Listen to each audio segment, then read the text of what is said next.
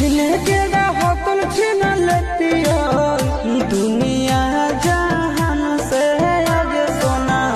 दुनिया जहान से छिने के होतल छिन लेतिया दुनिया जहान से आगे सोना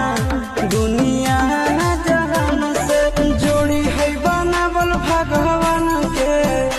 दुश्मन है